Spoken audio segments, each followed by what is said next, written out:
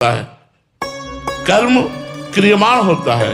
क्रियमाण बुद्धि के द्वारा निश्चय, मन के द्वारा संकल्प, चित्त के द्वारा चिंतन और अहंकार के द्वारा मैं करता हूं ऐसा स्वीकृत होता है। तो कभी भी कर्म रहित नहीं होना चाहिए।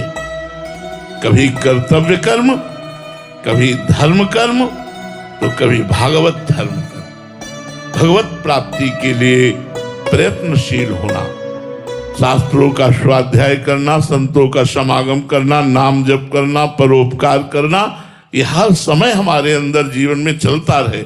मैं कैसे भगवान को प्राप्त कर लूं? अगर लोक की कोई वस्तु प्राप्त करनी है तो भी भगवान की कृपा से हो जाएगी, परलोक की प्राप्त करनी तो भगवान की कृपा से हो जाएगी। बिना भगवान की कृपा से प्रारब्ध में इतना दम नहीं कि हमारी कामनाओं की पूर्ति कर सके, वो हमें शांति प्रदान कर सके, वो हमें परम आनंद प्रदान कर सके। प्रारब्ध सांसारिक सुख और दुख दे सकता है, वो भी क्षणिक, ना कि स्थायी। जैसे दिन स्थायी नहीं रहता, रात्रि आती है, रात्रि स्थायी नहीं रहती, दिन आता है, ऐसे ही प्रारब्ध के अनुसार कभी सुख कभी दुख देखा जाता है। तो हमें निरंतर प्रयत्नशील होकर पुरुषार्थ करना चाहिए, जिससे हमारे काम, क्रोध, लोभ, मोह, मद, मत्सर ये मिटे और हम भगवान की तरफ बढ़ें, हमारा चित्त अध्यात्म में लगे। ये मनुष्य जीवन की सार्थकता है। जो केवल कमाना, खाना, भोगना, संसार का चिंतन करना और भगवान से विमुख रहना, वो मृत जीवन है। जिन हरि भगति हृदय नहीं आनी, जीवित सव समान ते प्राणी। वो मुर्दे के समान जीवन है जो केवल खाया पिया, भोगा, कमाया, बस।